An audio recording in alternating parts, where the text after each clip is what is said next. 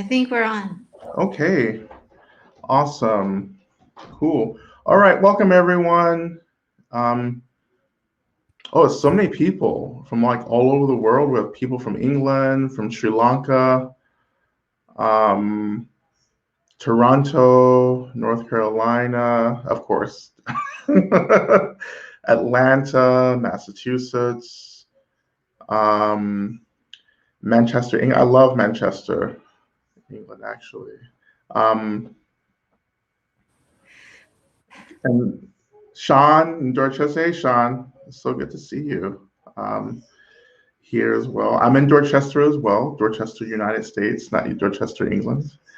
Um, the land we call our ancestral name is Shamans, the land of the Wampanoag and Mi'kmaq and so forth. Oh, thank you, Sean. Sacred as fuck. So yeah, sorry we're a little bit late. I am having these like technical issues this morning, but Karen and I have been talking before this, and then I tried to like log on, and then just that's when everything kind of went haywire. Sheffield, I love Sheffield as well. Thank you for joining. So let's begin. Um, and we wanted to, in our practice, before we began the dialogue and the practice, Karen and I really wanted to kind of like do some invitation of our ancestors into the space. And so let's just begin with this a short practice, and then we'll get into kind of opening up the space for people to be with us. And I, again, just coming into a position that feels appropriate for you as we begin this practice and dialogue. If you can, bringing some attention to the breath. Just breathing in and out of the nose, if you can.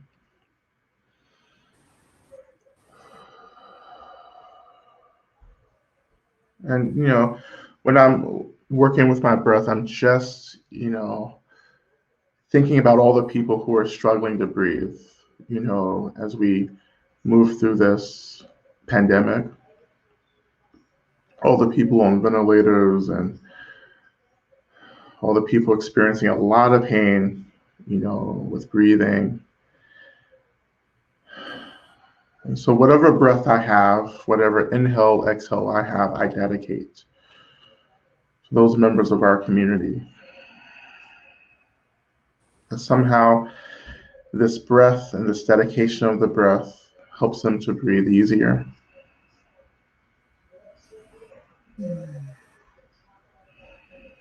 And if we're resourced enough, if we're able to, even imagine that we're taking on their suffering, their pain in our breath.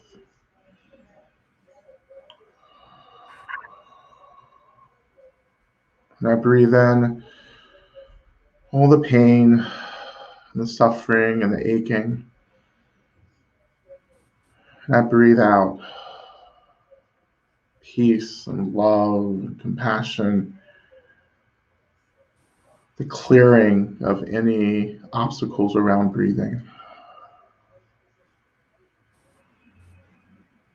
And it's my compassion, my love that actually cleanses and clears all the suffering that I'm taking in. It clears and cleanses that within my experience. So I don't take it on. It doesn't become a part of me. But that suffering is liberated within the experiences of my own compassion, and I breathe out this removal of obstacles for people, the peace, the spaciousness.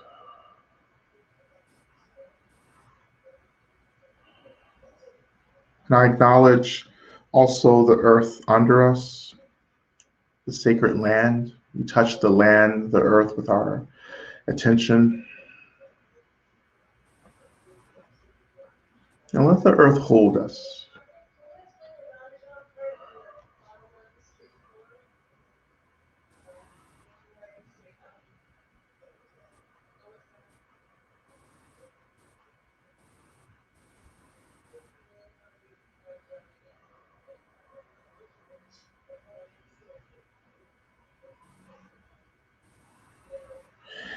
And we ask the earth to hold us during our practice, during our dialogue. Let the earth hold us. We ask the earth to hold our broken hearts, our fear, our trauma, our pain, letting the earth have it.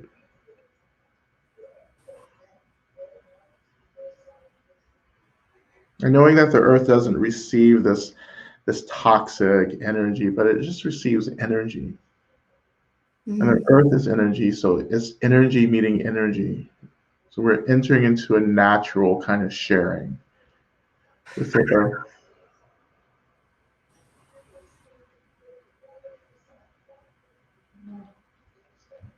And now I invite you just to turn your attention back to your heart center. And I love to begin just reflecting on something that I'm grateful for right now.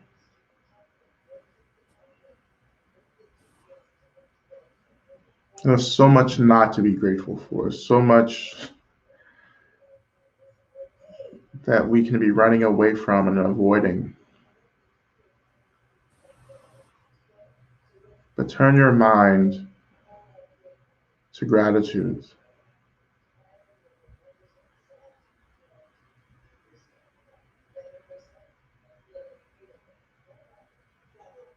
If you can't find anything to be grateful for, just be grateful for the earth.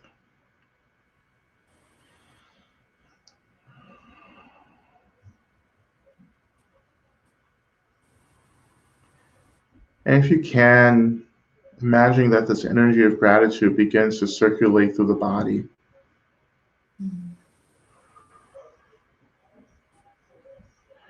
In my practice, I love to imagine breathing into my heart center and just imagining that in-breath feeding the energy of gratitude and circulating it through my body.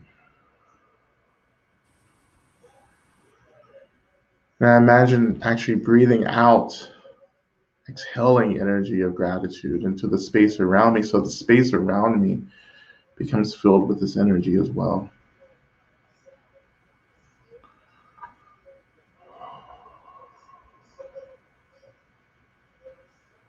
Slowly we begin to imagine as we're exhaling this energy of gratitude out into our space, that this space that we're sitting in, that we're practicing in, that we're listening in from, it becomes filled with this energy. And it begins to transform the energy of the space. It becomes a space that begins to welcome our ancestors, our lineage. As if this energy of gratitude is setting a table, setting out a beautiful table, and you're inviting all your folks to come and sit at this table.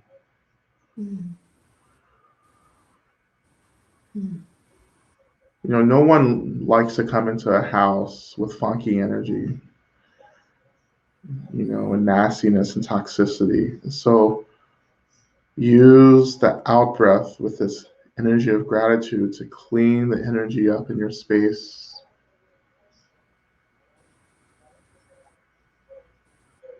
Once you feel as if you have the energy really nice and sweet and stable, you formally begin to invite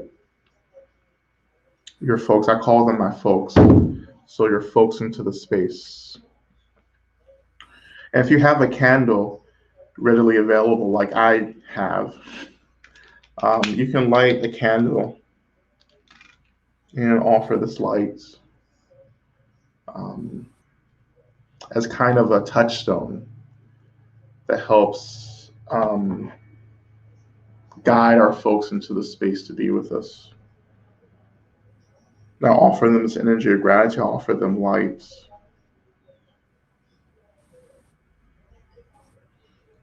We invite our benefactors, so our guiding deities, angels, spirits, ancestors, lineage.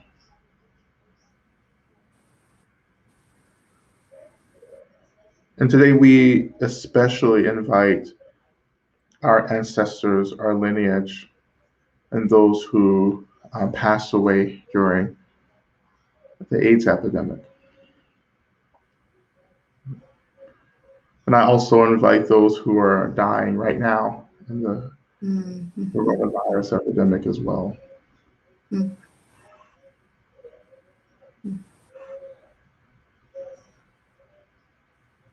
And so you can begin to name those ancestors, the old ancestors and the new ones. I know, Karen, you have those to name as well.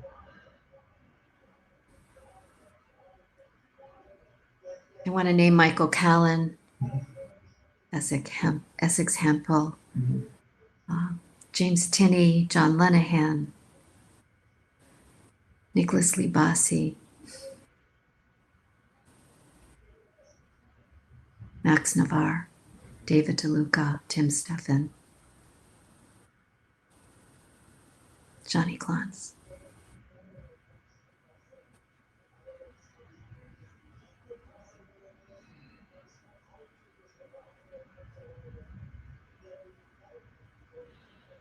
And I invite my uncle, Ron Bradley, who passed away from AIDS-related conditions before I had a chance to actually meet him in this life.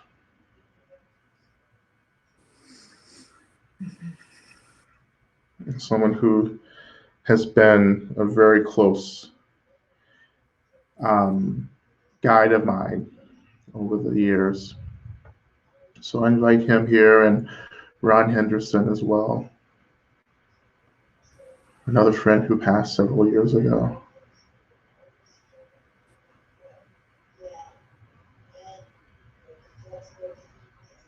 I invite all those who passed the epidemic, and I invite all those who are passing now in the present epidemic as well. And I invite them just to come and sit with me. And I offer them this gratitude, I offer them light. In my mind, I offer them everything. My gratitude, my love, my compassion.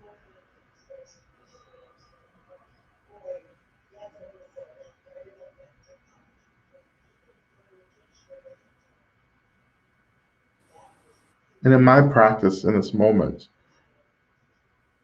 I invite them to offer me their brokenheartedness, their struggle, their aching. And in my practice, I hold space for it. And I thank them for that.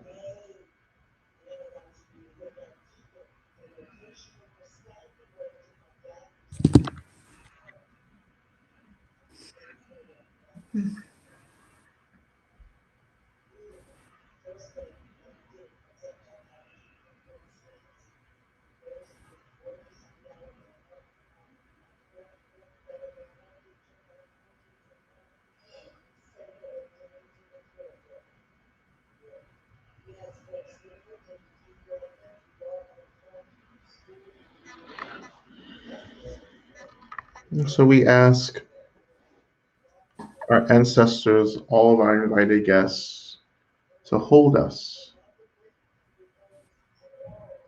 during this dialogue. And in return, we will hold them in this dialogue as well. And we hold each other. So we hold tight but gently to one another.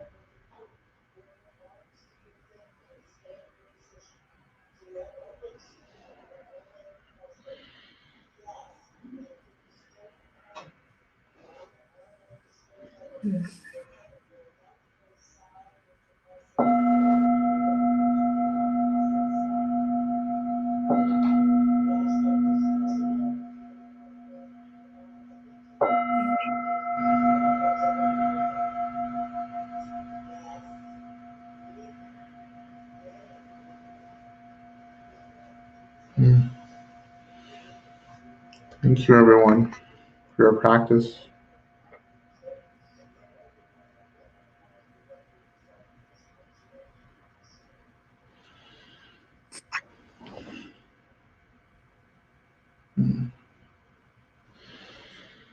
Okay, well, welcome everyone again back into the space.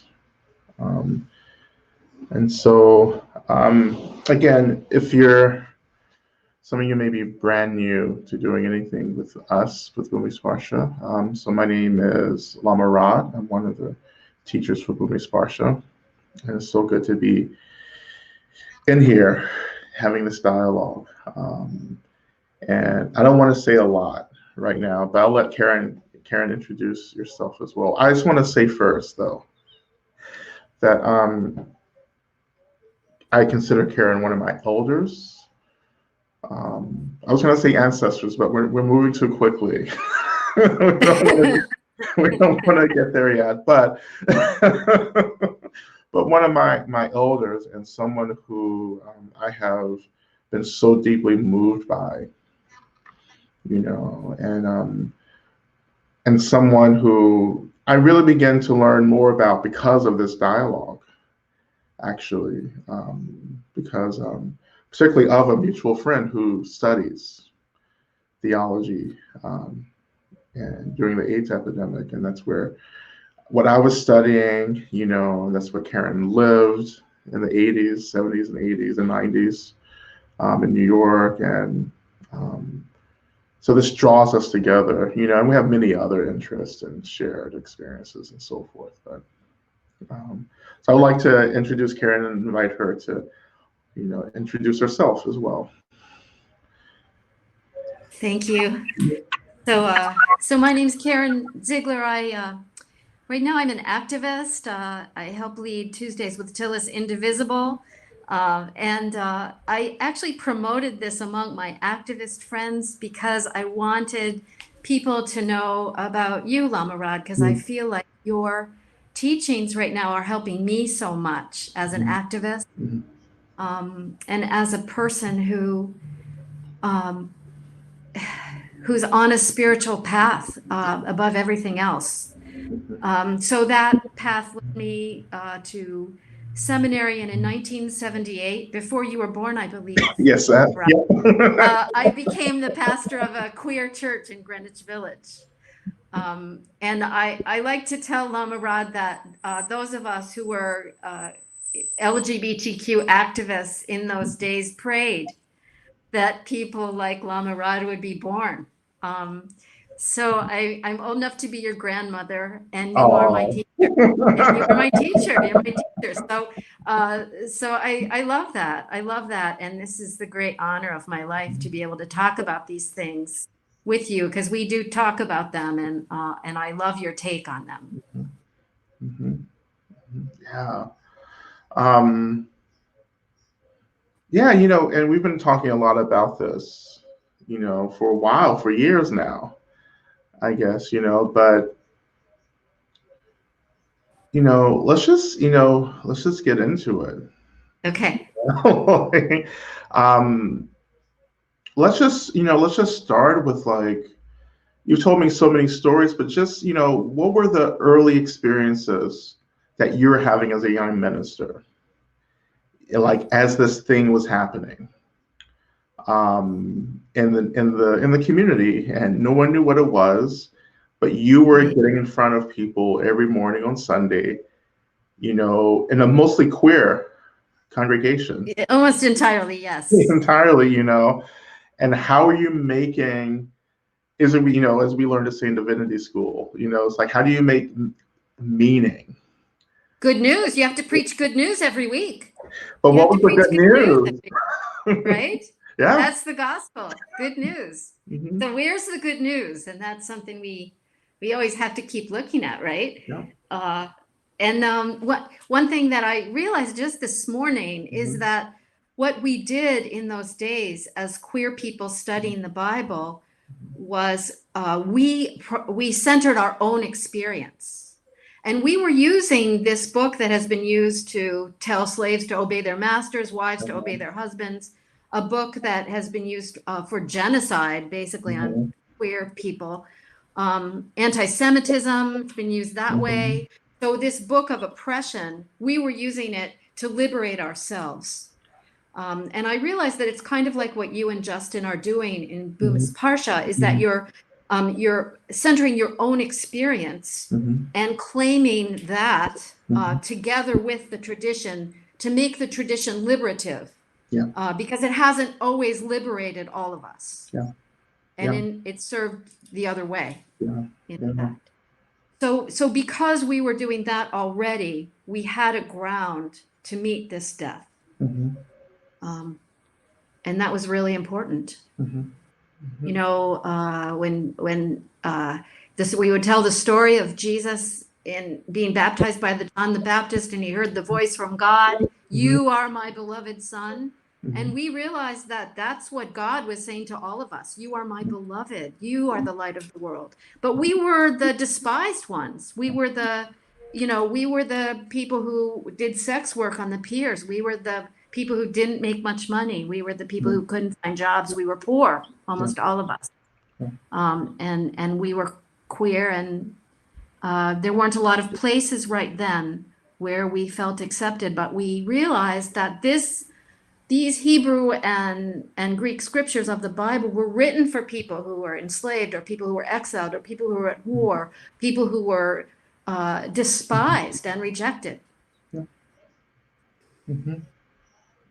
Yeah, it's liberation theology. It's the embodiment of liberation theology that, like, God is on my side, right? You know? But but he's on the side of those who are most oppressed, marginalized. He's on the side of the poor, right?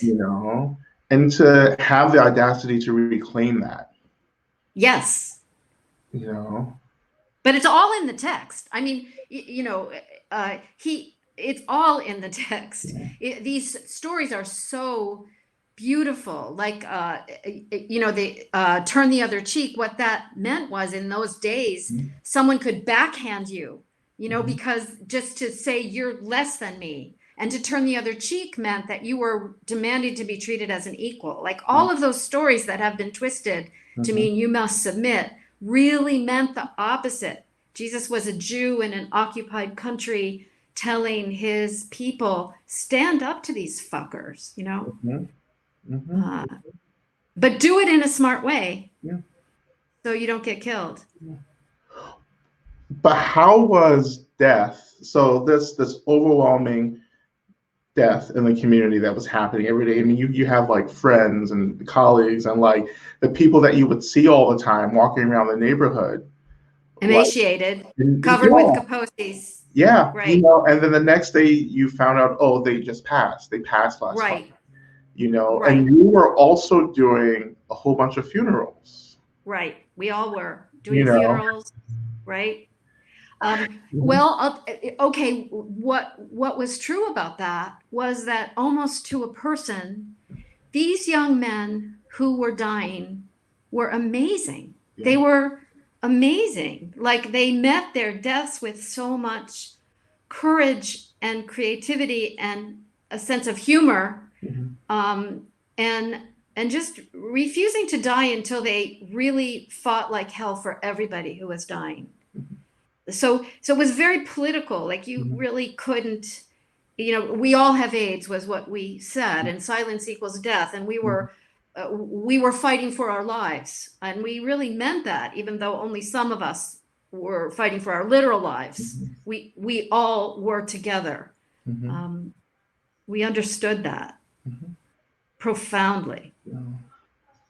But where did that audacity come from? That to look death in the face and say, okay, this is what I'm going to do this, and I'm going to move into this fighting, and probably doing other things, loving, staying connected, practicing compassion. Like, what do you think that came from for folks? And was that rooted? Because not everyone was going to church. Not everyone was had a spiritual practice. But what do you think that came from for folks? Why do some people have a spiritual practice? Why do some of us dig Mhm.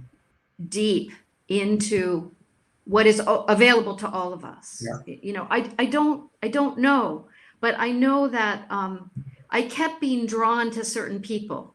Like I kept being drawn to them and sitting at their feet in their sometimes filthy Chelsea apartments and looking at their faces that were covered with kaposis and knowing that they were my teachers. And I feel like all of us find our teachers, and sometimes they're in unlikely places.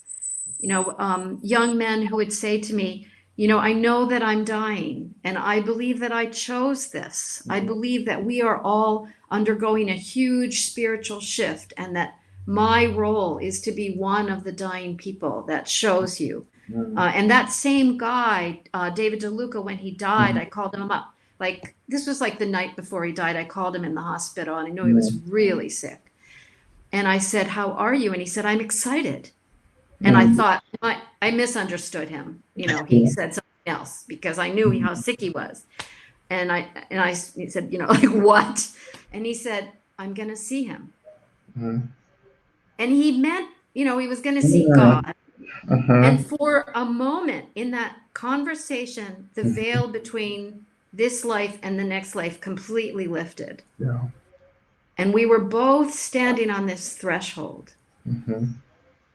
And I think that for those who have eyes to see, when we're with people who are, we can see that death is not the end. Yes. We can feel that. It feels just like being in the room when a baby is born. It's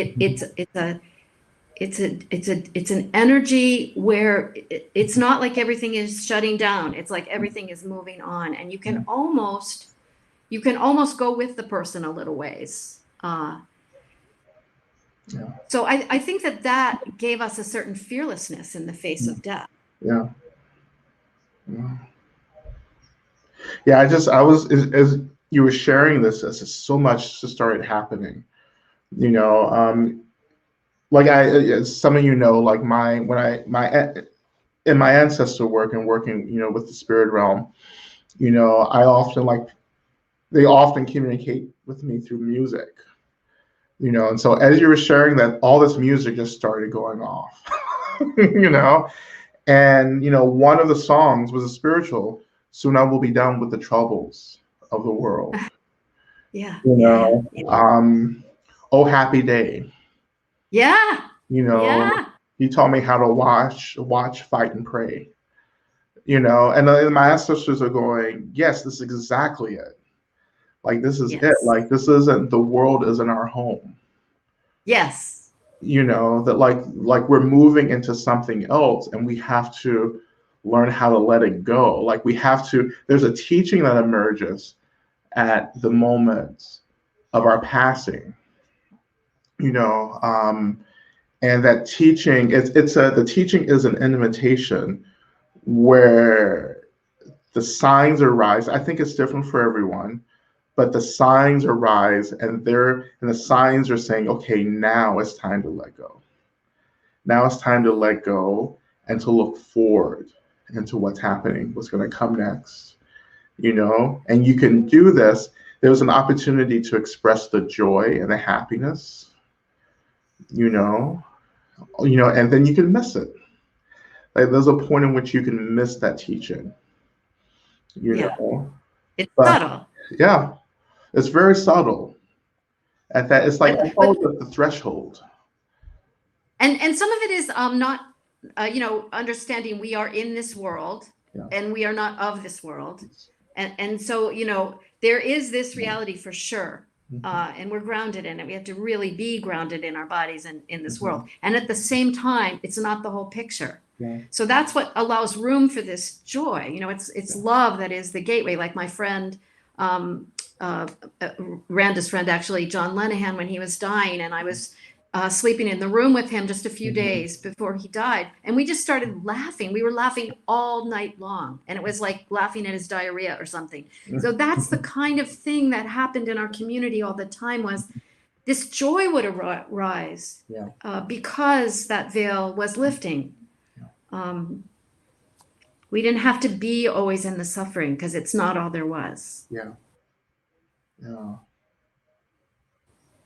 And that was a teaching for those who were watching and being with those who were dying. Like that was like such a tremendous gift to be given, to Yes. experience that Yes. joy if it happens. Yes. You know, for And it's, people. I'm sorry, and it's a choice, right? Yeah, Because you're looking at a face that's ravaged, yeah, and you can go, oh, this is so sad that this young man is dying and he's so young.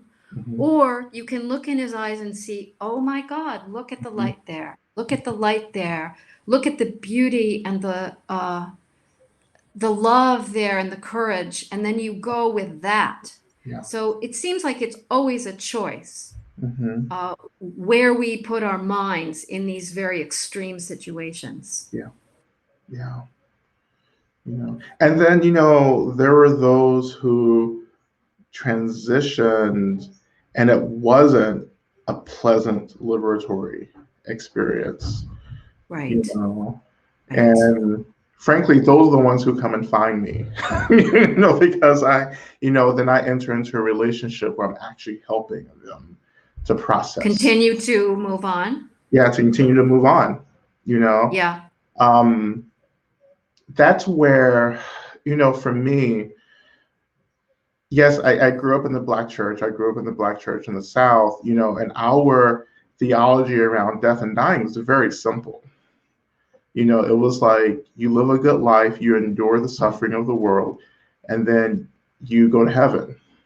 You will go to heaven if you just stay true to God. You do your prayers, you try to help people, you try to have a good heart, and then you go to heaven. And when I was growing up, it felt so simple. It felt too simple for me. You know, and then in my 20s, because I got into Dharma, into Buddhism, and that became a whole nother paradigm of death and dying, which made a little more sense to me.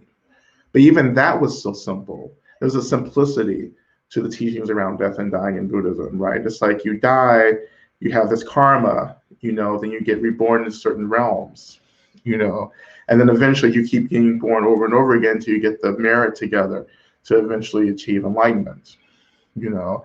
But particularly it was the Bardo tradition. So, you die, you go into this intermediate phase where you're like preparing to go to the next phase, and the teachings are set up in such a way that like it's guaranteed that you move on, you know.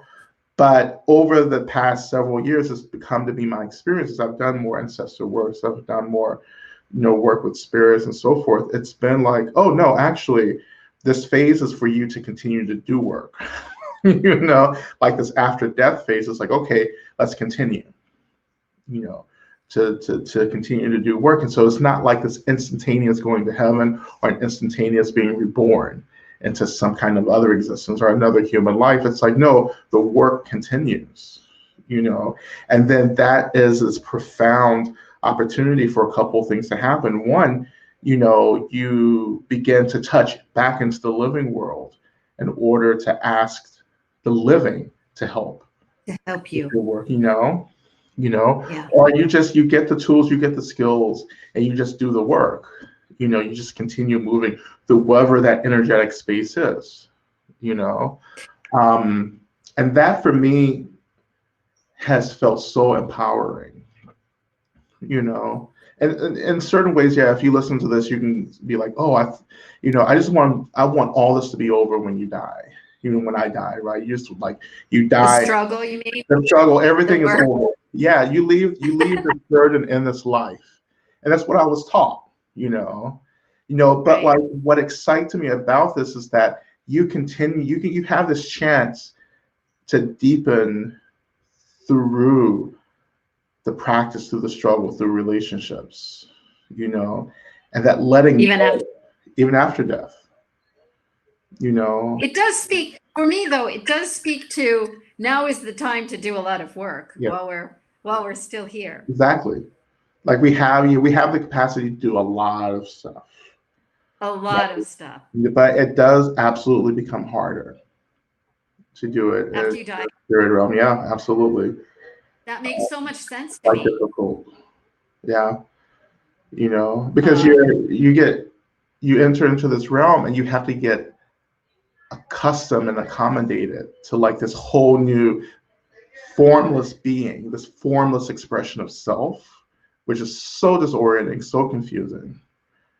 And when I'm making contact with folks like that, it's like, okay, I just have to give you lots of space, because you're freaking out about this. But that's when other beings come and take care of them and help them to get accommodated and settled into this. But the trauma doesn't go away either. So the trauma doesn't disappear across worlds and realms. Like trauma follows us until we metabolize it and work through it and release it.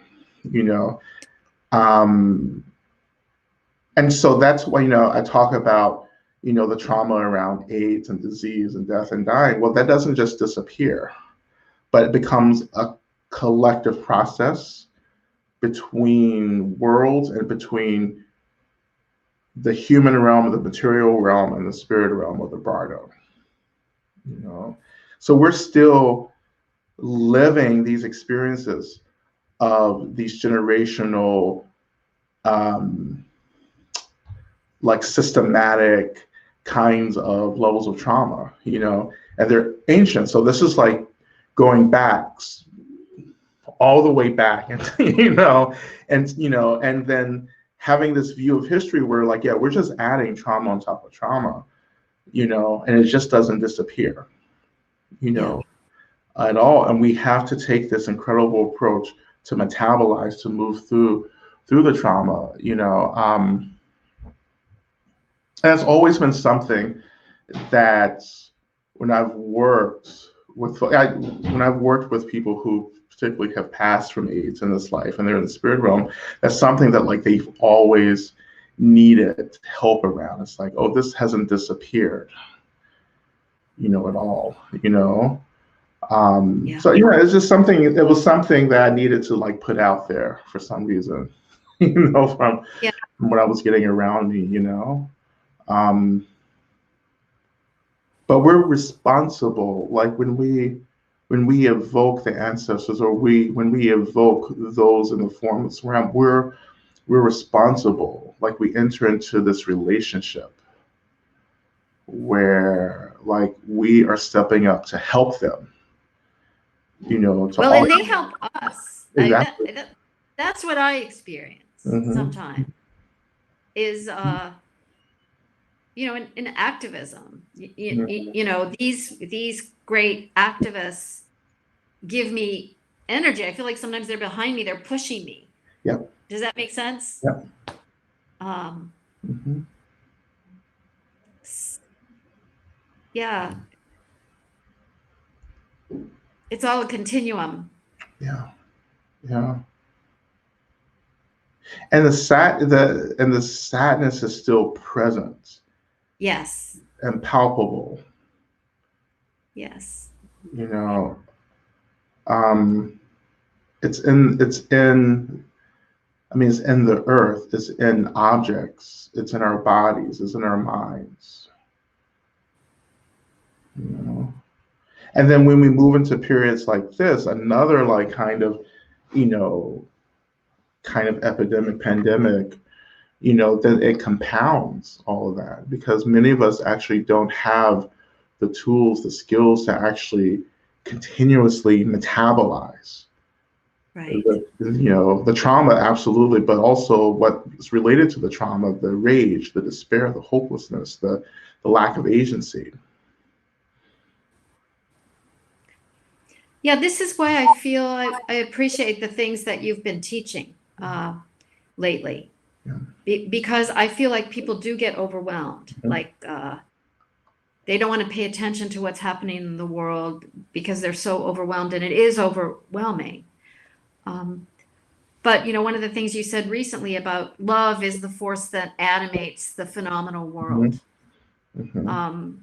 I love that because it is. It Mhm. is. And although there is so much trauma, although there is so much sorrow, and I still felt the sorrow as I got out my pictures to recall these people and this time more clearly, I also really feel the triumph that they represented, that they did shift human consciousness Yes. in the way that they met death. Yeah.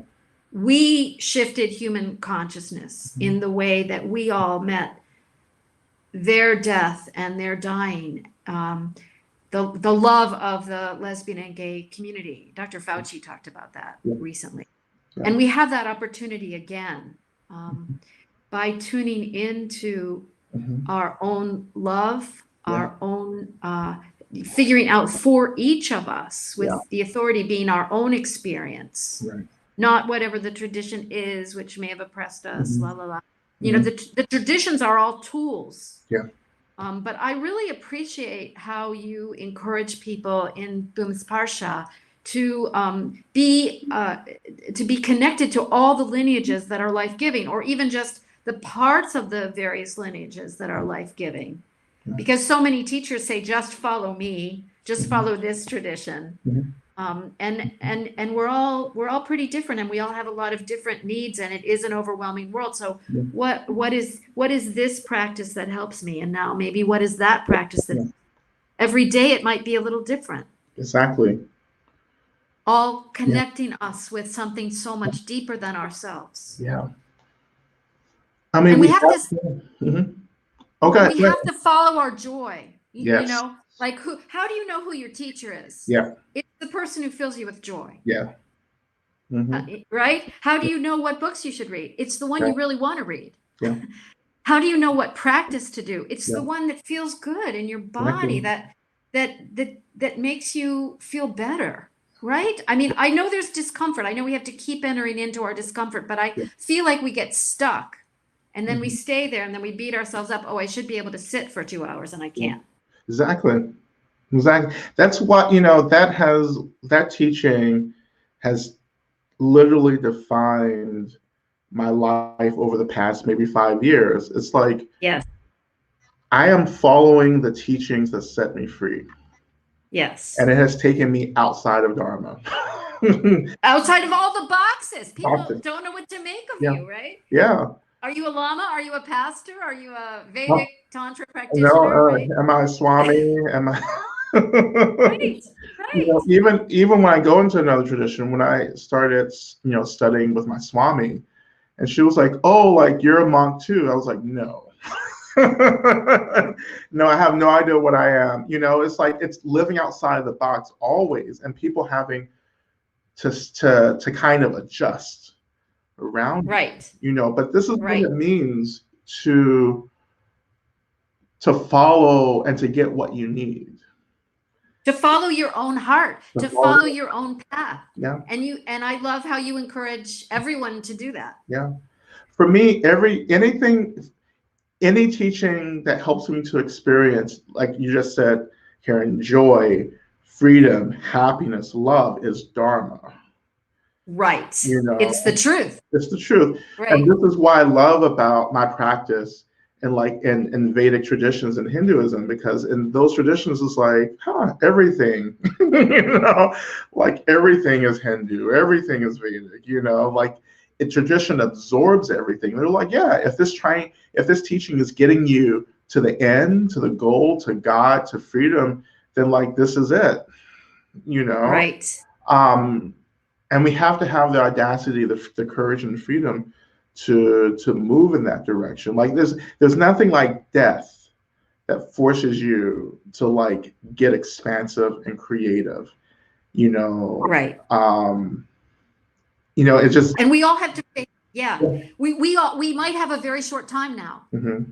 Right. I'm sorry, I didn't mean to interrupt you. No, absolutely. So we all have to find that path within us. Yeah. And it's, like Buddhism for a long period of time in my practice, Buddhism held everything. But now it's like, no, it's like there are other truths in the world. There are other lineages. Right. And this is a time right now, we talk about ancestors, we talk about the spirit world. The spirit world and the ancestors, they're lining up. They're like they're like lining up behind us, and they're like desperately trying to touch into this world. There are beings trying to get born into this world to help out. You talk, some of you are in the room now. We're going to open up the questions in, just in a few minutes. But some of you are sensitives, you're mediums, you're psychics, you have these abilities. This is happening. Like, that like these beings are trying to touch into the world, because all of my like medium, psychic friends, sensitive friends, they're just like going through it. All my shaman friends, medicine people, they're just like having to open up super wide to channel this energy into this realm right now. Right. And we have to open up to that. The people who have died from, particularly from the AIDS epidemic, like they're ready to come back and teach us, like what they had to learn the hard way. And if we don't understand that like that's part of our dharma, then like we're missing a really important dynamic expression of what's happening right now. And you referred to downloads earlier. Yeah. And Yeah. I think that Yeah. when we are sincerely spiritual seekers, Mhm. trying to be bodhisattvas in the world, then we get a lot of downloads. That Mhm. I think they're do this, do that, please Mhm. do this, do that, do that. And Mhm. it comes much faster, my Mhm. experience, it comes much faster than I'm physically able to accomplish. Yes, exactly. And that can be a problem. Yep. Until I realize, oh, you don't really get that I'm a physical being with these Exactly. limitations. Yeah. And Yeah. so that gets to self-care, like learning to work with my limitations and knowing I can't do everything that the downloads come Yeah. at me to do. Yeah. But it's not actually about doing anyway. Yeah. It's about being Yeah. and allowing it all to flow through us. Yeah. Yeah. No, absolutely. And also, we also can also understand that like we're working on different levels as well. So like Right. we get really distracted by this physical body and the material world, but our minds are quite expansive. You Uh-huh. know, Uh-huh. Uh-huh. and and the work of the bodhisattva. So you have bodhisattva with a lowercase b, and the bodhisattva with the uppercase b, right? And so like, and within that span of a lowercase and uppercase bodhisattva, there's a lot of stages that we're moving through, Mhm. and the higher we're moving, it's actually like booming. So we're moving up instead of like as a continuum within it. Right. But your activity expands as you're deepening within the bodhisattva activity. So like you begin to emanate in different realms and different places at once. Like if the Love and Rage series that I'm doing on Instagram, yeah, I talked about this where it's like you can be in multiple places at once, and some people are doing that, and that's exhausting. Mm. But that's part of their work to do. Mm. Mm. And so yes, and you have to balance that with the care of the physical body and the physical world, but knowing that like that activity within other realms is happening and is emanating from your consciousness.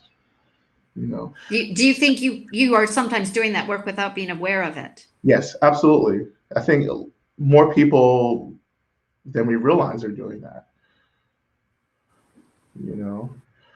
Um, I would have, with my Swami, I would have these dreams about her somehow. And, she would enter into these dreams, and and it seemed so real. It would be like, oh, you're here. And so I would go and talk with her, and I would be like, oh, like you were definitely in my dreams. And she was like, oh, maybe I was, maybe I wasn't, and I was just like, and that helped me to like reflect on the fact that like, yeah, there are people who are just like engaged in activity they're not even conscious of, Yeah. you Yeah. know. Um, and it's just like, and if you go back to those people, they're not necessarily conscious of that, but Right. but you're sure it was that person. Like you have no doubt, but we don't have the level of capacity to really embrace the awareness right now, like the kind of awareness that we need to like actually have an understanding of what's happening. We don't have that because we're bound in a material world, bound in the material body. Of course, some of us do have that capacity to have this ultra awareness and know these things, you know. But we have to trust that maybe like that's happening for some of us, you know. Um, as my teachers would always say, it's like, yeah, people make, send me prayer requests, quite often, it's just for things that are happening, and when that first started happening at the beginning of my teaching, I just thought, oh, how am I going to help everyone? Right. Like, what am I going to Right. do? Right. Right. I just can't go to the Right. hospital all the time. I can't make all these calls. Right. I can't always be checking in on people, and trying to get people into services and resources, And then what the teaching became was like, no, like you give it to the mother. Mm-hmm. Like you let Mm-hmm. the mother work, Mm-hmm. through Right. your prayers, through your aspirations. You let that go, and you offer that activity to beings who are able to actually be of benefit to Right. folks. And I think the way that I think about that too is the power of my intention. Like, if my intention every day is to use every really minute of every day to be a channel of love, of peace, of healing in the world, Yeah. then I will be shown how to do that, how Mm-hmm. and when activity is needed, and how and when it's not happening, Yeah. on a level that I can see. Yeah. Yeah. Exactly. And you can trust it. Yeah, you can absolutely trust it. But I think that trust is built by trusting, Mm-hmm. Yeah. right? Uh, Mhm. so It that's does, tricky. yeah. Yeah. Because if we've always been taught never to trust ourselves, always to look outside of Yeah. ourselves for our authority, it's hard to get started Mm-hmm. even.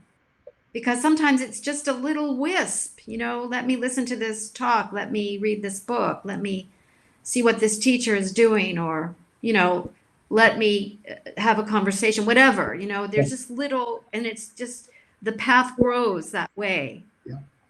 But the clues come from within. Yes. Yeah. It's like at the beginning, it's just like you're opening just a little bit, Mm-hmm. because Mm-hmm. that's all you have the capacity to do. Mm-hmm. And then you get the data back. You get Mm-hmm. data like the signs come, and the signs help us to open Yes. more. And you're Yes. like, oh, this is working. Like something's happening. Let me go a little Right. more. That was my issue with devotion to gurus and teachers. I was like, what? Oops, sorry. I was just like, this is absolutely dangerous for me to Yeah. do, is to trust someone I don't even know. And Right. And who you're are, watching people bow, yeah, right? and make all these like stupid offerings and like things that like Right. it looks so fanatical and cultish, Right. and I would ask Well, but people not to mention the trappings, the right? toppings, yeah. I mean, and I would ask people, and I would be like, "Oh, why are we doing this? Why are we?" People are like, "It's just because it's just what we do," And nothing defines a cult more than like worshiping a figure, and you have no idea why you're doing it, but everyone else is doing it. And so, of course, coming into all that, I was like, absolutely not. I was barely trusting myself, let Yeah. alone this guy, this dude, this Tibetan guy, But over time, I realized that like it was really about how much can I trust myself to receive love? How can I trust myself to be a recipient of love from another individual? And And that. hopefully you had a guru. Mhm. Hopefully you had a guru who told you that the real guru is inside yourself. That absolutely. Because Like, not all gurus will. yep, yeah. My teacher was like, you're the teacher. Yeah. Like, you're the teacher. Your mind, your essence. Like, you're like that's the teacher. So real guru devotion is about how the guru becomes a mirror that points you back to yourself.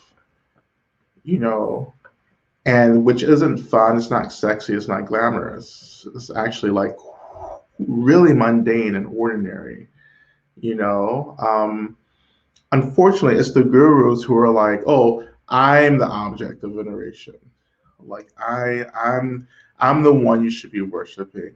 And that's what a lot of people fall into because they want something outside of themselves because it's so much harder to take responsibility for ourselves and diving into and mining and cultivating our own experience of wisdom, and compassion and love. Like we would rather externalize that again, and the thing that comes from that is the perpetuation of how many of us really devalue and invalidate ourselves as not being good enough to love, not being good enough to experience love or to express love and so forth. Like we're not worthy, but this person is worthy, so that's going to make me feel good, and that's how many of us were raised, in Christian, Abrahamic religions, these kinds of traditions where it's like, God is good, we're sinners.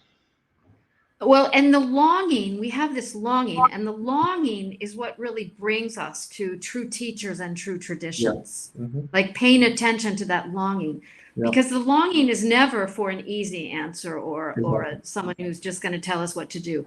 If we're really tuned to that longing is, I want to be fully divine and fully human. Yes. I want to realize the truth fully.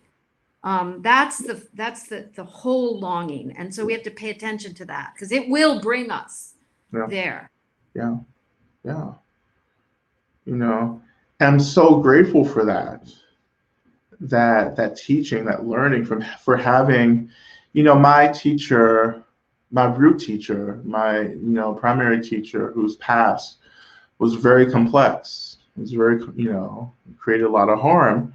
But on the other hand, like I didn't experience that, for a lot of reasons, and so it's complex in that way. But like one of the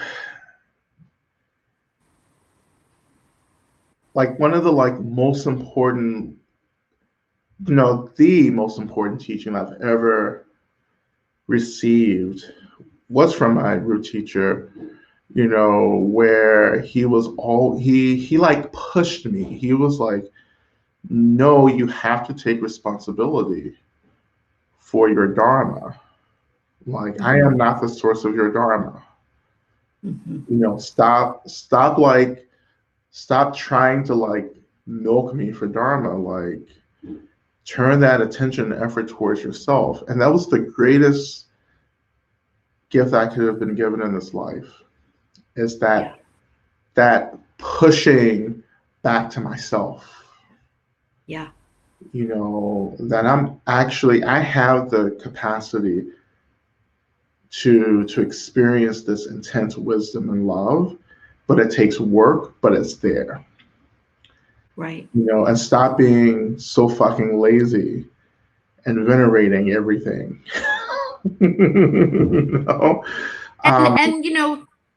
And not everyone has been that lucky. Some people have had teachers who wanted that. And I think I just want to talk for a minute to people who have been harmed by teachers. Yes. Because something that I think is that teachers come and then sometimes teachers go. Yeah. And so we have to say, thank you for what I learned from you, and I'm moving on now. And to not carry bitterness or like, I wish you had been different. Like, we did get something, and then we had to move on. And sometimes the moving on is as great a gift as whatever we thought we were gonna get. Does that make sense? Oh, absolutely. Welcoming the coming and then welcoming the leaving and letting it go. Because I think moving on from teacher to teacher is a very natural and important thing for us to do. Exactly. You know, as Ariana Grande sings, and Ariana Grande is like something, you know, a young woman that all the kids are into, and me, the kids and me. She has a song where she says, "Thank you, next." You know, like thank you, next. And I just like, I just love it. You know, that song, it was like, oh, yes, like I've gotten what I need, and I offer gratitude, and then I open myself to what's coming next. Maybe that's way more deeper interpretation of that song than what she was intending, but like for me, that's what I heard when I hear that song. But my teacher, my root meditation teacher would say, the bliss of the self is ever new.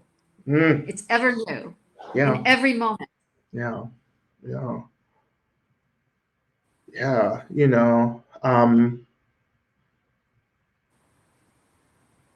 there's we talk about harm from teachers.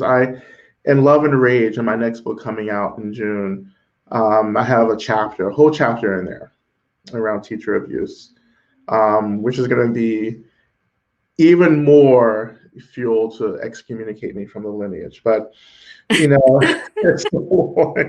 now I will have a written record that will be used as evidence. But it's the complexity, you know, that we get into when we come into a relationship with a teacher, you know, or any tradition, right? Look at the complexity of being in relationship to the Christian church. And any tradition, it's complex. So then you're going to be a heretic. If you're seeking the truth, you're going to be a heretic in any tradition. Exactly.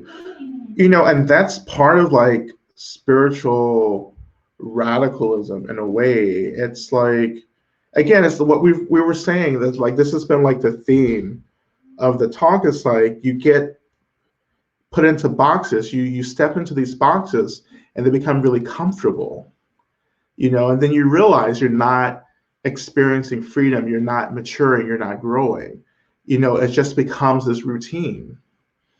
And also you're probably beating yourself up. Yeah. Because you're not doing it right. Yeah. Right? You should be doing it better, or you should be whatever. We turn it on ourselves. Yeah. When these paths get stale or when they disturb us. Yeah. They disturb us for a reason. Yes. Yeah. We're being prompted sometimes to move to something deeper. Yeah.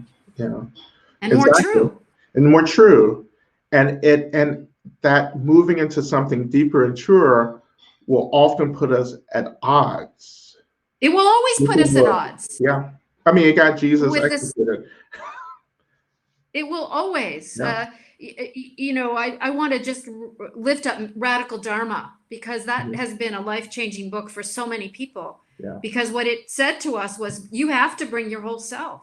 Yeah, exactly. You know, you have to the spiritual path. And that was such a radical message, and it changed many people's lives. Mine, I know. I just claimed everything after that. But I don't fit anywhere now. Yeah, and that's it, because when you're actually following a path, and I'll just use this language, when we're moving towards God, you know, when we're moving towards wherever you want to, this oneness, this unity, to Brahma, whatever, to Buddha, truth, you know, whatever it is, however you want to language that, but as you're moving towards the source, you realize that like this path becomes so individual. You know. Yes. Yeah. Yes, and all these really great beings, you know, Bhagawan Nityananda, Neem Karoli Baba, Ma, all of these great beings, They were really eccentric. Yeah. Yeah. They They were were out there. really yes. You know. Yes. I mean, in the tradition I study in Kashi, Maja Sati Bhagavati, who was just like, she was completely fucking out there. Like that was Yes. like, you know, like she was this woman from Brooklyn who Yeah. loved God and who started awakening to this reality, and she woke up, she became the embodiment of the mother, but she like loved to get her hair done. She loved to wear her jewelry. She loved to shop. She loved food, but she would take people into emptiness in a second in her teaching, you know? And you're just like the contradiction, because a holy person is supposed to be really quiet and wear robes, and she And was not swear. not swear, you know, but she was like, no, this is who I am, you know, because this is how you're going to like, this is the best way for me to show up for you to like grab onto, Yeah.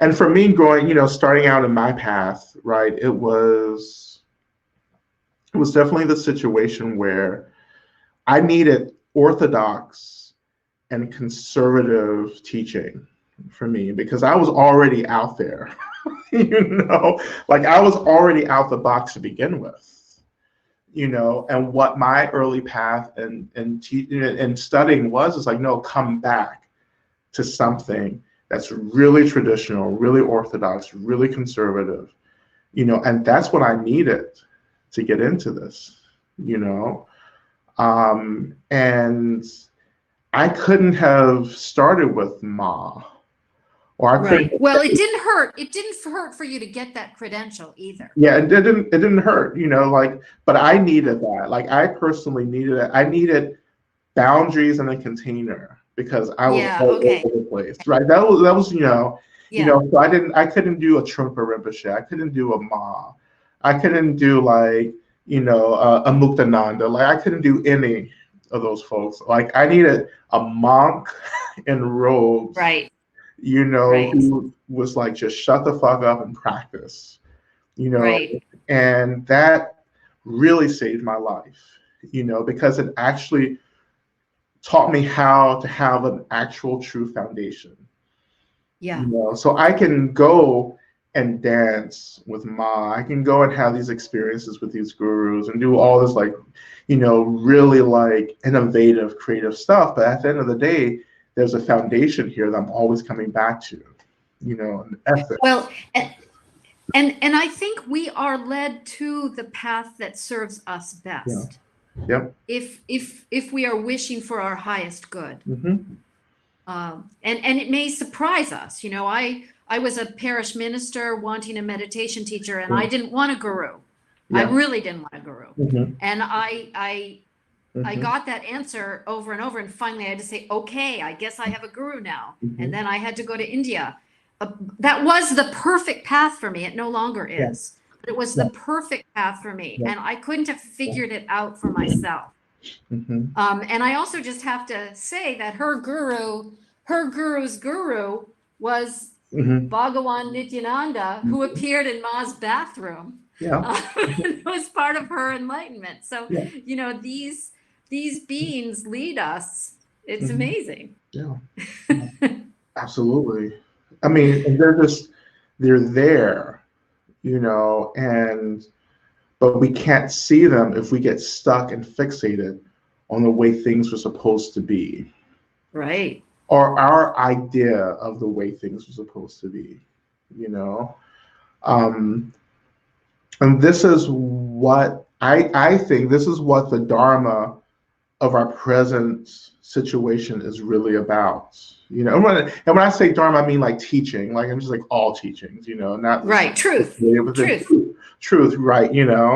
So the present teaching Dharma is like, no, it's actually time for us to get innovative. We have to now. We have to. We have to, because we can't figure it out. We can't possibly figure it out. Like but we can be led. Yes. And we don't, you know, we don't, majority of people absolutely do not understand what is happening. It's like, oh, there's this virus that's going around. We're going to stay put for a little bit. And then Then we'll go back to normal. we go back to normal. Like, you don't realize the level of trauma that we're accumulating every single day. Right. Right. Collectively, individually, you don't understand that like all these systems have been completely disrupted. Right. Our energy, they're unsustainable. They're fundamentally unsustainable. Exactly. All of them. Yeah. And there's no home, and there's no normality to go back to. Right. And but there is the teaching that there is the teaching of coming into this moment and opening to the energy and engaging in this process of metabolizing the energy, working with energy. Yes. That's all we've been doing in Bhumisparsha, during the moon cycle, is working with energy. And it's exhausting, it's overwhelming, but this is what we have to do in order to move forward, to move into a new home, to move into a new world. No, I'm sorry. You go ahead. No, that's it. That was it. So I just want to say, so my question always is, what's the good news? Well, the good news is that we are exactly in this moment where that's designed to move us forward. Spiritually. Move us forward in the most important ways.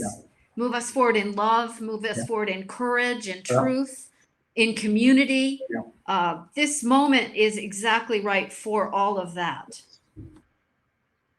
And we're here for a reason. We chose to be here. We could have been in a much easier time and place if we wanted to. That's the source of joy for me right now. Because part of me, a good deal of my experience is very joyful and spacious right now. And it's not, yes, I have circumstances that are very favorable for me, but it's actually not even that. It's actually living in a time where I feel as if the things that I do well, I can offer like completely and openly and without restriction to the world. And that's a gift, to be able to help and to show, as you say in shamanic culture, it's the medicine, like to be able to share the medicine that I have, and because it comes from a place that can't be exhausted. And that is a source of joy for me. To have this Bhumisparsha thing, and Darren, you've been with us from the beginning, from like the early days, in Thomasville, down south, and the ways in which, right now, the way that like we're finally figuring out who we are. Now during crisis. That's so joyful for me to be able to be, I don't want to use the word productive. Productive isn't like the word that I want to use, but just to be adaptive and receptive and open, to the times. And that's what, for those of us coming out of prophetic traditions, that's what prophecy, that's what being a prophet is. That's what having prophetic vision means. We're adapting. Telling the truth. Seeing what's going on. Like I want to just echo the joy. I feel that too. But it doesn't come from being naive or uninformed or not seeing exactly how deep the shit is. It's something else. It's like, yes, I have taken one step at a time my whole life. And now I'm equipped for this. I'm equipped for this. And like everyone else, my heart is breaking. Like there's fear, there's despair, but like grief, but I'm meeting that and I'm taking care of it. Every day, that's part of my practice. Bringing compassion to Yeah, it, exactly. Bringing the space to it, holding space for it. and it's not about trying to figure out, okay, where are we going? What are we doing? It's about just like taking care of what's happening now. Um, there are people who are preparing the next stage of practice, you know, so that the rest of us can actually just focus on this moment. And so we're going to be caught when we get to that stage by the work that people are doing ahead of us, you know. And that's such an important thing to understand, you Mm. know. But we have to find authentic, real people, teachers, whatever, that can actually honestly hold us, Yeah. as we fall into this mystery, Ah, you know. yeah. Yeah. Yeah. Um, so I wonder if we can open up for questions. We have a few, I think. Do we? Oh, Do we have a question? No. oh, Any questions? oh, yeah. Wait, there's a question from Lauren. So about the path and this time moving us forward spiritually, for those of us who feel the call, I myself am deeply sensitive and feeling so much right now. And I also feel an empty hole in my solar plexus, yep, knowing that it needs to be filled with service as a channel or a guide. Okay, I have some feedback around that. In these COVID times where I can't encounter people physically because of my autoimmunity, where do we begin? Mm, Right?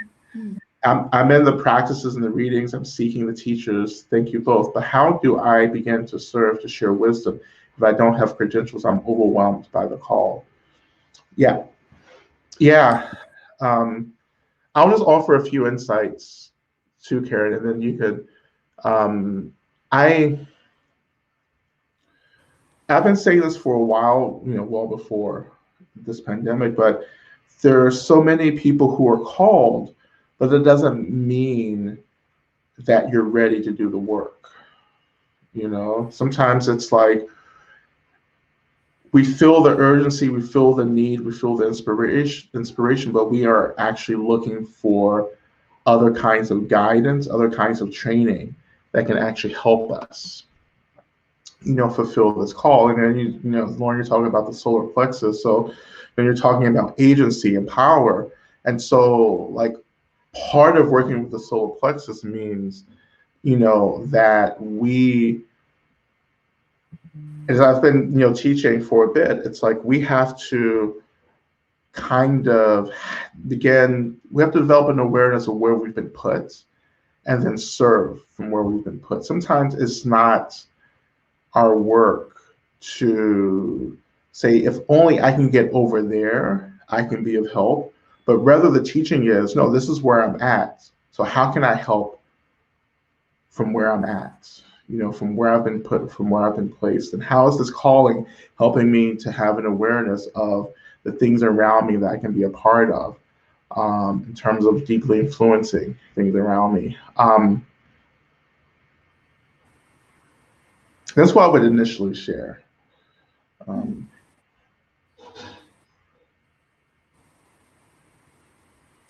Um, yeah, I guess the thing that comes to me is I really feel your longing and I feel your willingness to serve and to be a channel of truth, of peace, and that is inevitably going to make you that. I guess I want to explore you to invite in to explore the emptiness, invite you to explore the emptiness, because I don't know if it's emptiness. I don't know what it is, but it's something. It's something, and somehow it just comes to me to invite you to just don't give a name to it. Don't give all those words to it. Just, what is this? What is this? And just try to soften around this and be compassionate, because it's powerful, whatever it is, that feeling, or I guess in your solar plexus, whatever it is. yeah. just allowing it to be. And also, there are so many ways to connect with other people who are feeling a sense of urgency right now without being out in the world. Like, I think all of us who think of ourselves as organizers and activists have gotten just even more busy now. There's more to do, and I'm not trying to tell you to get busy at all, but I think if you keep asking the question, how can I serve? What am I called to do? Yeah. That's a prayer that always gets answered. Especially, I like the prayer, just put me where I can do the most good. Yeah. Mm-hmm. Thank you for that question. Yeah, thank you, Karen, for that. That was beautiful too. And we have to discern the difference between a calling and the difference between urgency. Well, we're all called, right? Yeah. We're all called. Mm-hmm. We're all called, and there's a tremendous sense of urgency. Mm-hmm. It's just that we're all called to do completely different things, just like we have completely different spiritual paths. Mm-hmm. Mm-hmm. So I remember I had a teacher. I don't think much of him right now, but I had a teacher once, and I said, I think I'm called to be a meditation teacher. I'm kind of mad at him. I kind of broke up with him. And he said, well, don't think of it as being a meditation teacher. Think of it as being a Dharma leader. And I was like, what kind of bullshit is this? All the white men straight white men, they get to be Dharma teachers, and you want me to be a Dharma leader. Yeah. But now I realize I'm not a meditation teacher, but, I'm certainly leading with the Dharma in the work that I do. Exactly. So we have these ideas of what a teacher is, but we're all called. We're all called. Yeah. To do what it is that we do in a way that brings forth truth and love into the world. Yeah. Yeah, absolutely. Yeah. And, and we can get inspired by people, but sometimes we have to be careful about saying or believing that I will only ever be impactful or effective in the world, until I become this person, I won't ever be able to do. Right.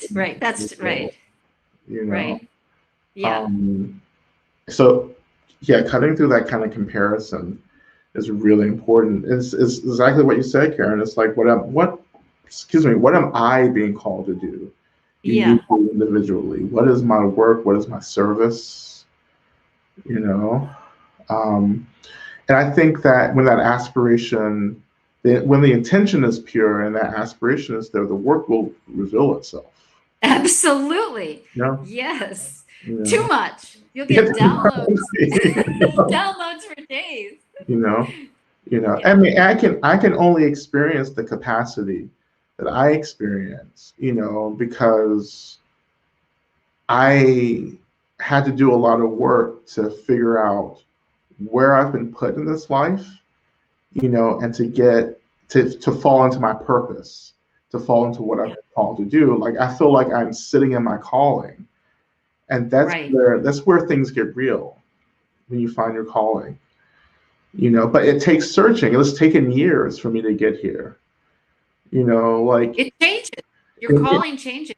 The calling changes. Teachers come and go. And I may read a book and it completely changes. Like, I understand myself, or I may meet people or teachers or come in and out of traditions.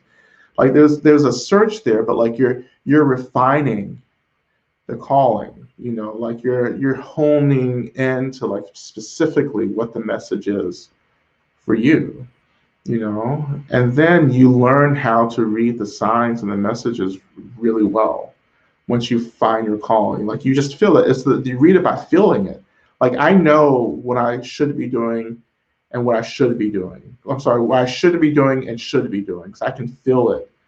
In the same way, Lauren, I think I feel it in my solar plexus. Like, I feel it in my guts. Like, when I think about, oh, maybe I should do X, Y, and Z, I can feel if I need to do that or not. Or if I get an email asking me to do something, I can feel into that. I know what feels right because I'm sitting in the purpose. But it takes time and effort. It takes feedback from community. It takes feedback from mentors to find that. you know. And sometimes you may not like what you hear because you're like, well, that's not how I think about what I should be doing. You know, and I've gone through that. I'm like, oh, I want to be something much more glamorous than this. You know, like I want to, you know, like this isn't like interesting, but this is the most, like this is like I am offering something that's really strong and needed in the world, you know, and that's become a source of joy, right, for me. Um, But don't you find that you have to kind of wake up every morning and say, what is it that is something, my work today? yeah, And then one thing leads to another.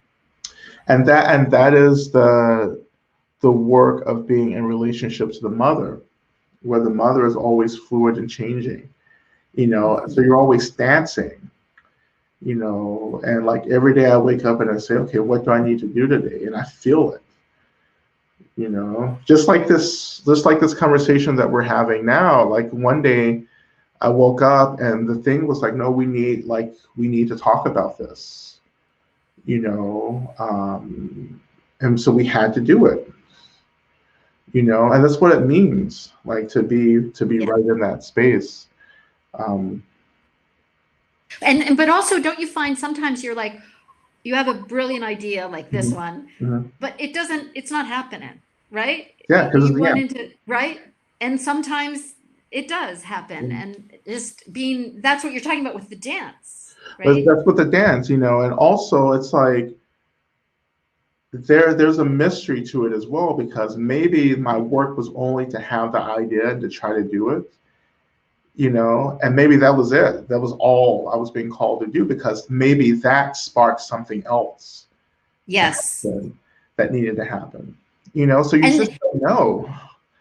and have you ever had the experience where you feel like called to do something and you make like an utter fool of yourself Yeah, and you absolutely. may just look ridiculous and then you realize, oh, well, that's what was supposed to Yeah, happen. yeah, exactly. You know, it's like, yeah, I was supposed to look like an idiot, Right.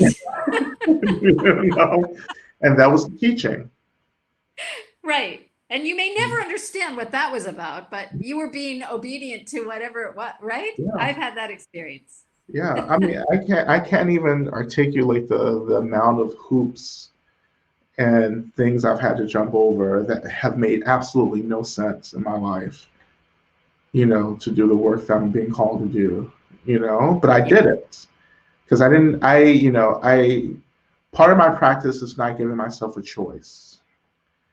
You know, when I feel that call, I just do it, you know. Yeah. Um, yeah. Lamrod, we have another question. Oh, uh-huh. Okay. I'm going to read it. Okay. Okay.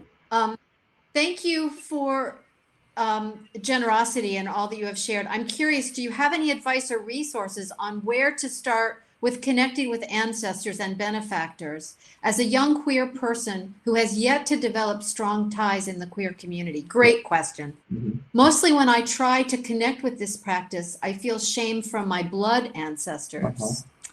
Yeah, and I don't know who to invite into my space or how to even learn who to invite into my space. Great question. Mm-hmm. Thank you. Mm-hmm. Mm-hmm. Well, I'm just going to make this one announcement, and then Karen, if you have something. So Alex, Sadada and I, Sadada's in the room.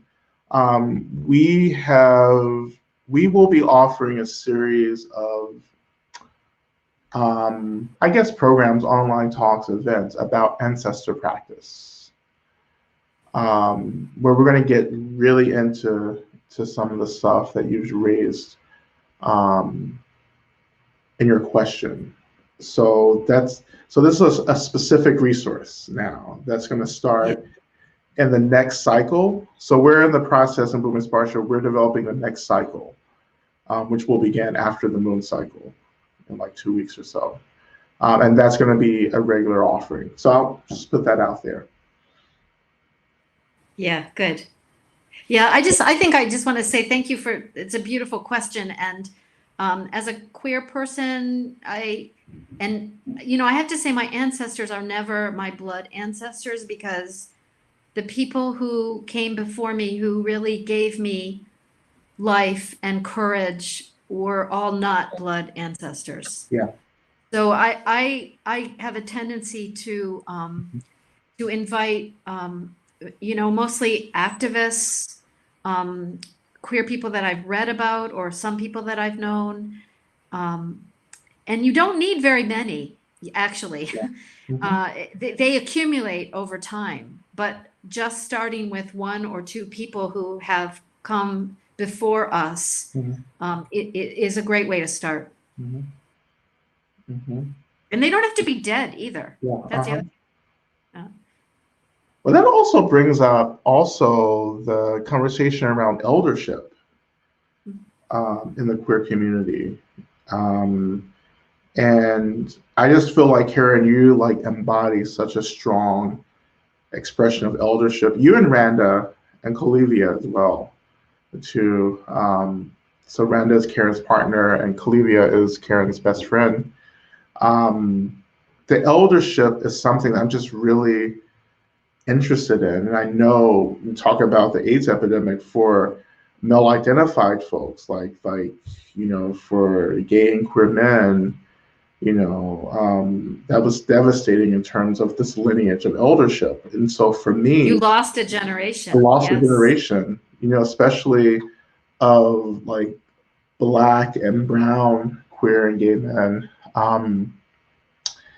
And talking with peers and colleagues of mine in the community, it's like, I just hit 40 and all of a sudden it's like, okay, it's time to be an elder, But I'm like, no, I would rather be a daddy, but like, I guess both are going to happen at the same time. But like, no, it's actually, we have to fill like this gap, now. And for me, I feel more ready to do that than I was, a couple of years ago. But it's because of the training of being a teacher that has actually helped me to have the skills to step into that space. Yes. Without training, I don't know what I would, how I could even possibly approach that calling. Yeah, I think I do want to say about aging, because everyone's going to do it eventually, is that that to live a life where we are constantly seeking and learning and opening ourselves to be of service makes our aging better and better. I think I just want to say that to people, especially if they're young and struggling. I remember how much I struggled in my 20s and 30s and 40s actually, but it gets so much better, it gets so much better. Yeah.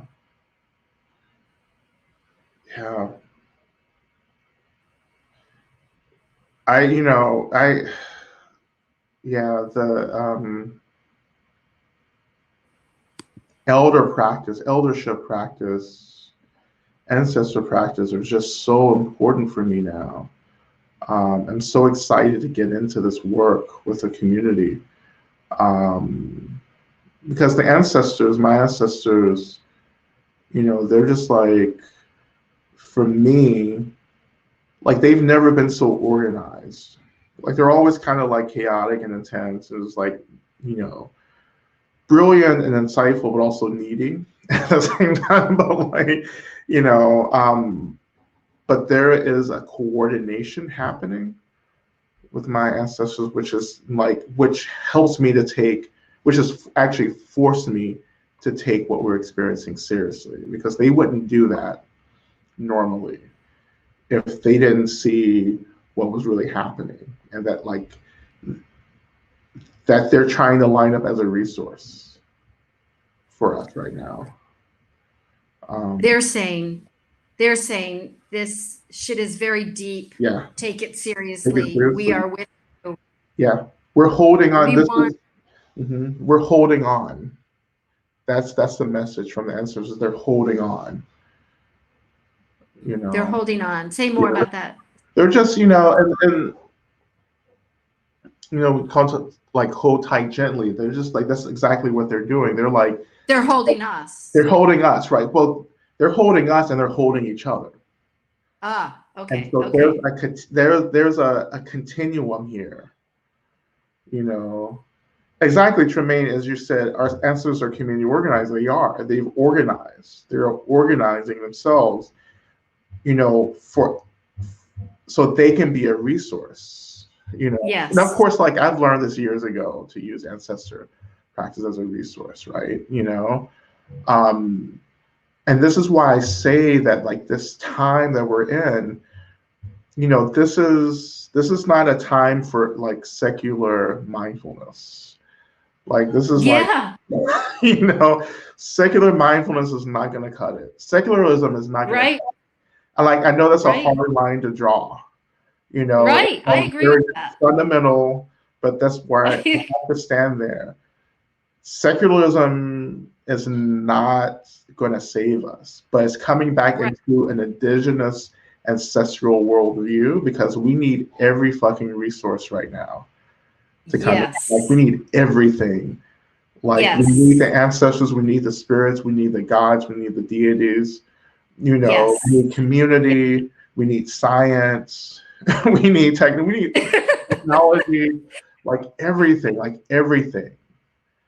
everything is needed, like a more pluralistic, holistic approach that brings in everything, like science and spirituality have to come together. Right. Yeah, And all of it is all of those resources are there. All yeah, of they're right there. They're yeah, right there. yeah, And I agree with you. We need all of it. And I want to just add, it's not a time to waste time either. yeah, exactly. It's not a time to say, I think I'll just watch Netflix all day today because I don't feel like doing anything. Yeah, yeah, Distraction can be good, but yes, we have to know that that we can't waste time. yeah, And yeah, sometimes relaxation is not wasting time; it's relaxation. yeah, yeah, yeah. Resting is Going to, important too, yeah, but we have to know when we're self-indulging with that. yes, Yeah, that's what I'm saying. yeah, Yeah, because we're all needed. We're all needed. exactly. We're all needed. It's like all hands on deck. All hands on deck. you All know? hands on deck. And for me, it's like my experience is like, yes, I can sense the urgency, but the urgency doesn't drive me. It's Yeah, the wisdom and love that drives me. the joy drives you, The and joy, the yeah. love drives. It's Yeah, yeah, you yeah, know. So I want to give yeah. a shout out to Joy, our friend Joy. Yes, Durham. joy. Joy, it's so good to have you on. Yes, like I feel like I really need a hug. And so like let's I don't want to be like hippy dippy about this, but like let's everyone imagine hugging one another. Like Yeah, I think we should do this. We just should do do this. this. Do this like hug and just imagine that like you're like hugging someone, we're hugging Joy, you're hugging yourself, you're hugging all the people in Yes. this. I'm hugging you, Joy. I'm hugging everybody. And just to connect to that. And this is what it also feels like to practice connecting to the ancestors. This energy is just being hugged and held and just trusting it. Hmm. And we're not alone. That's the thing. We're Like, not. we have to come back to this reflection every single day. I am not alone.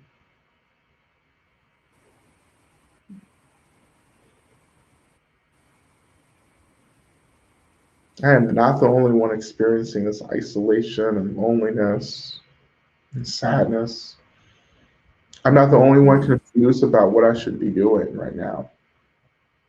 Right, right. I'm not the only one feeling brokenheartedness.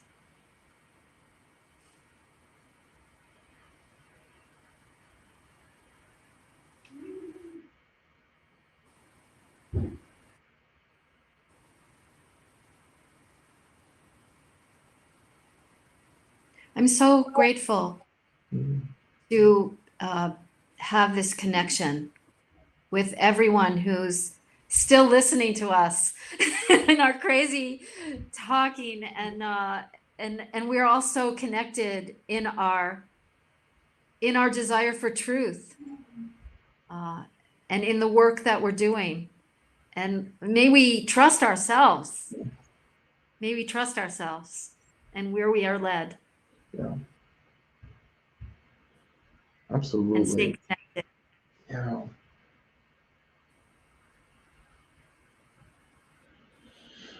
Mm. Yeah. Yeah. And I Thank you so want to, much. yeah, thank you, Karen. We're not quite finished yet, but Okay. it felt like the end, but I just want to give a shout out to Irma. Also, Irma is one of my elders. I'm from down in Maryland, outside of DC. It's not a question, but thank you, thank you, thank you. My ancestors led me to this teaching today. Absolutely. Um, yeah, another, I'm just grateful. Another one of my, did I say ancestors? I meant elders. But yeah, Irma is just, one of my elders, someone who has like, um, from my first center in DC, actually, Irma, from, those days in DC where I had no idea what I was doing, but I'm glad I didn't have a pandemic to be a new teacher in, because I would have no idea what to do, how to do it. But yeah, those early days are just kind of coming together and trying to make sense of the teachings, and um, but so much incredible support from Irma. So it was so good to see you in the space as well. Um, and so, any last question as well? We're gonna start wrapping up soon. Um,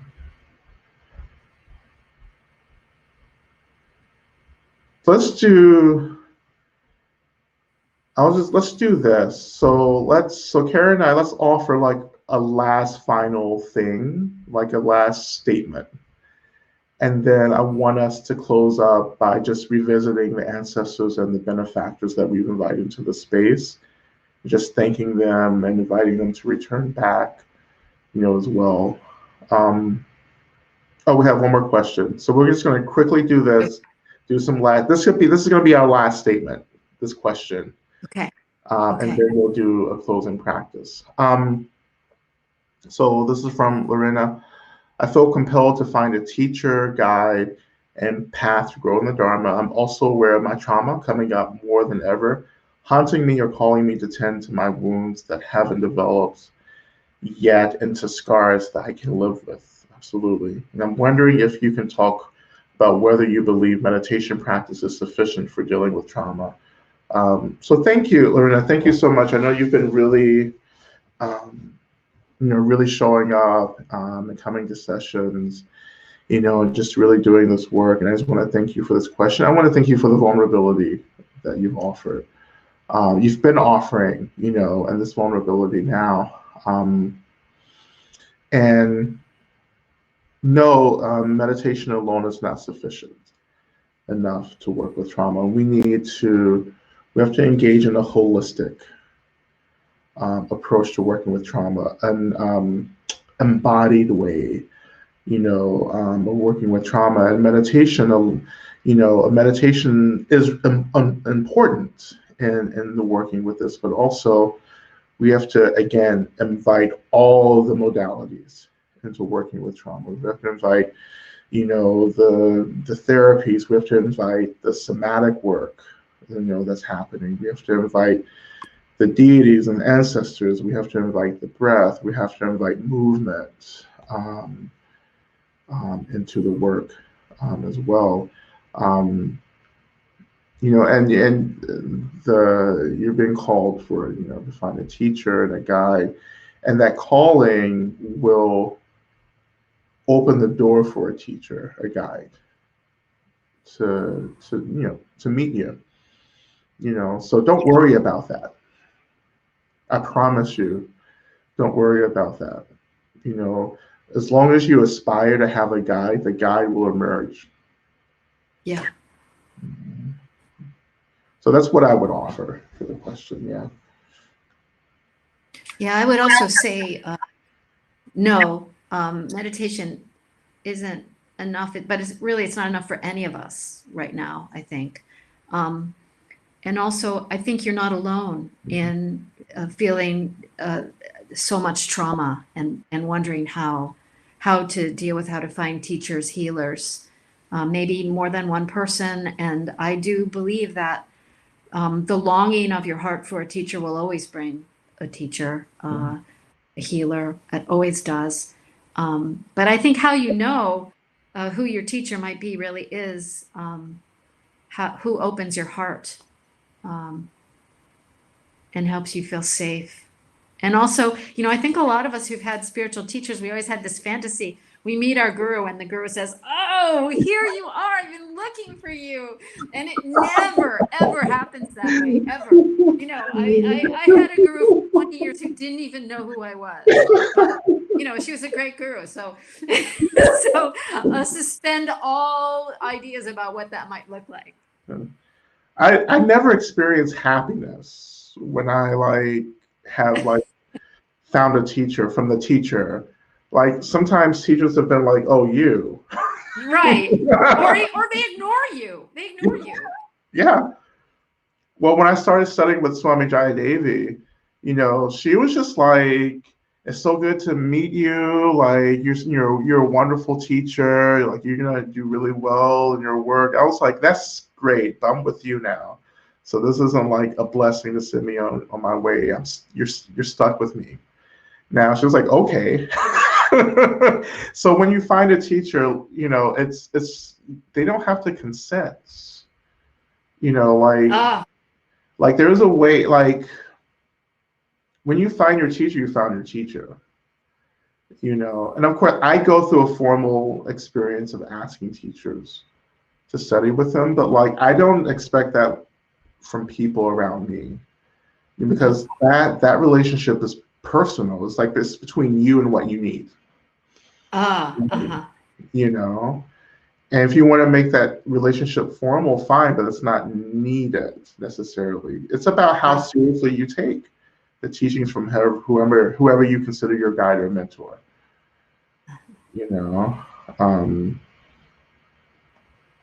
Um, so, but yeah, it's always anticlimactic. Like I only find teachers when I'm not looking for teachers in these days. Like I don't have an active aspiration to find a teacher now. Like I did in the beginning. Like when I was coming into the path, I was like praying, like I was intentionally praying every day for a teacher, Me too. for a guide. Me too. And then I found my root teacher.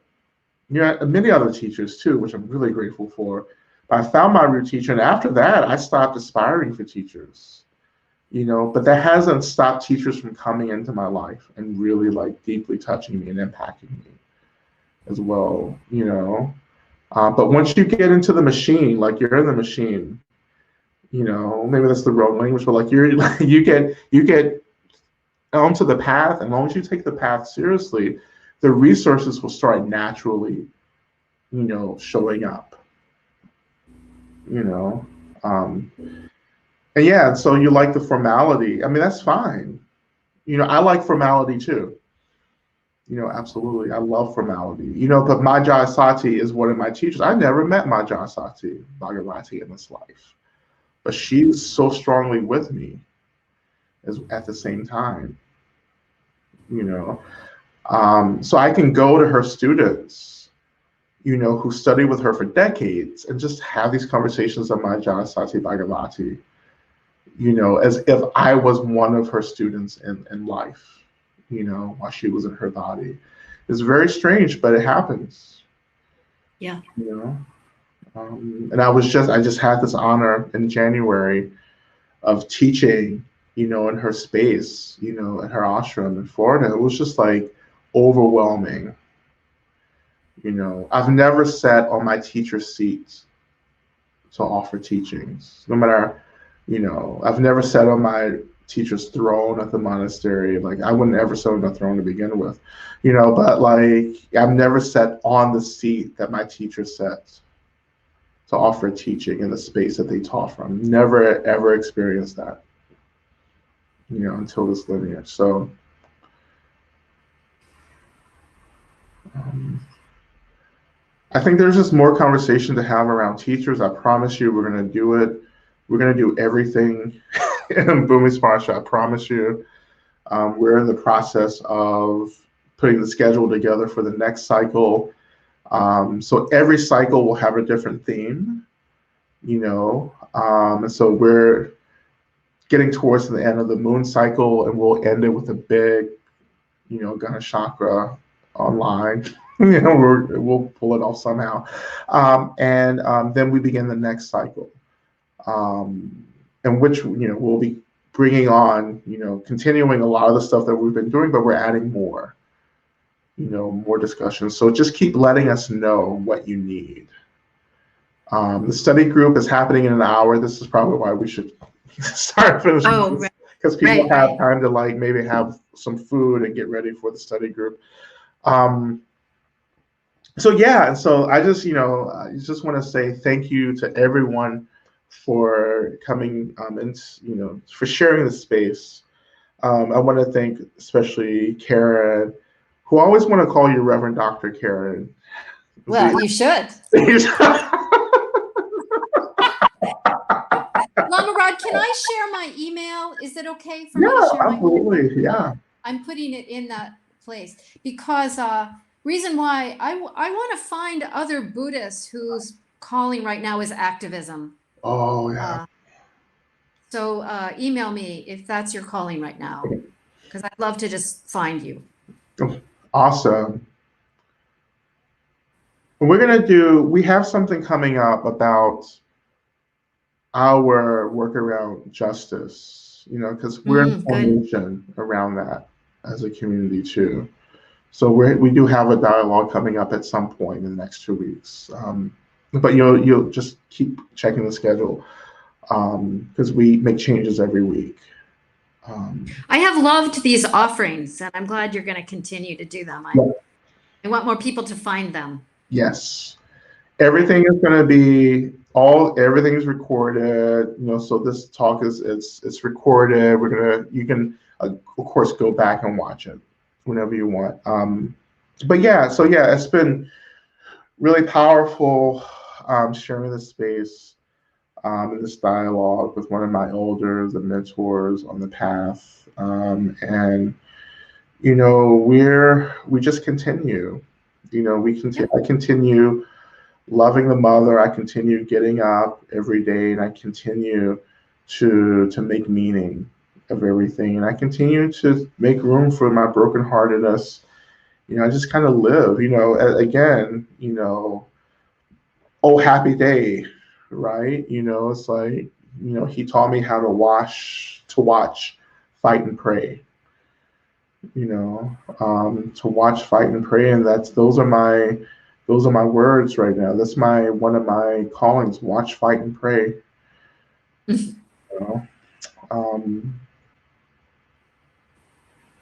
Yeah. Love is the ground. Yeah. Bliss is who we are. Yeah. Thank you so much. Thank you, everyone. So we'll just do a quick practice to kind of settle the energy. Okay. So just coming back into, just a position that feels appropriate for you. If you can, bringing attention back to the breath.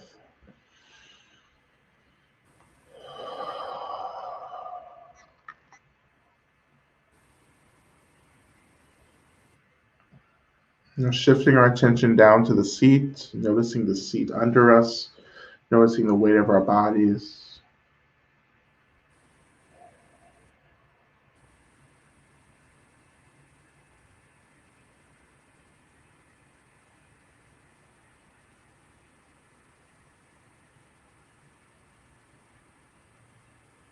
Connecting to the earth under us. And we thank the earth for holding us. We thank the earth for caring for us, for loving us.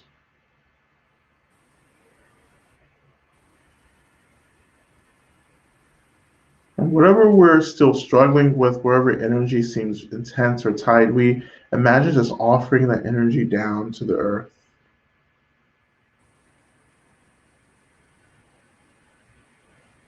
It's like we're just dropping it down.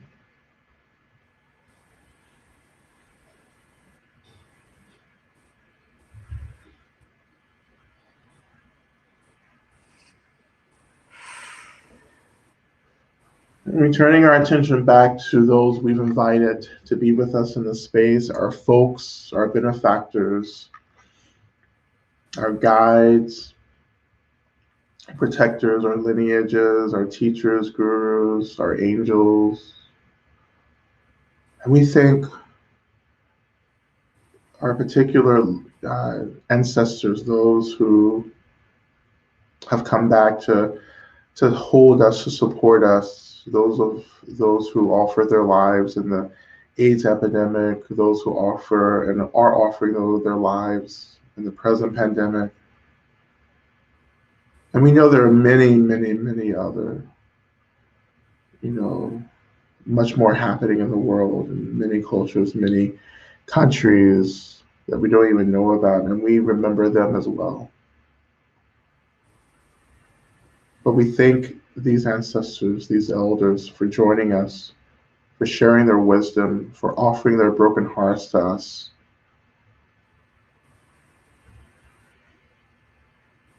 And we offer this final expression of gratitude to them for the ways in which they continue to love us, even in this other realm.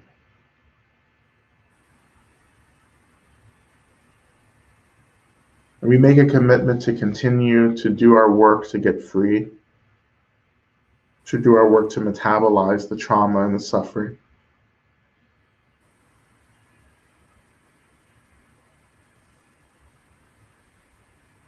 We make a commitment to never forget them in our prayers, in our practice, in our living. And we ask that they come and hold us and guide us as we come one day to the moment of our own death. May they show up and take our hands and guide us into the next realm, where we become ancestors and guides and elders.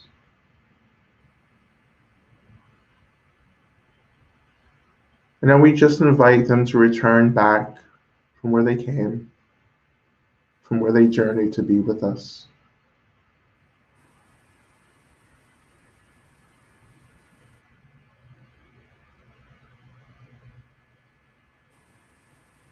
We come back into the moment, coming back to the seat, coming back to our space.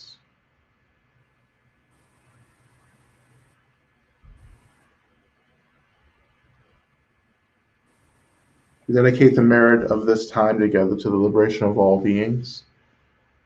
May each of you in this space continue to watch, fight, and pray.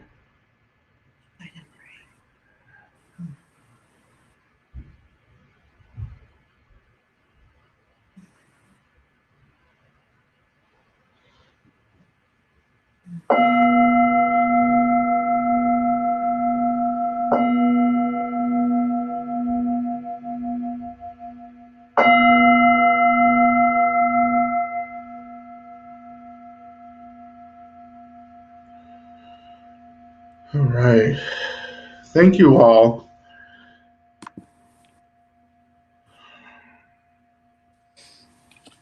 Thank you.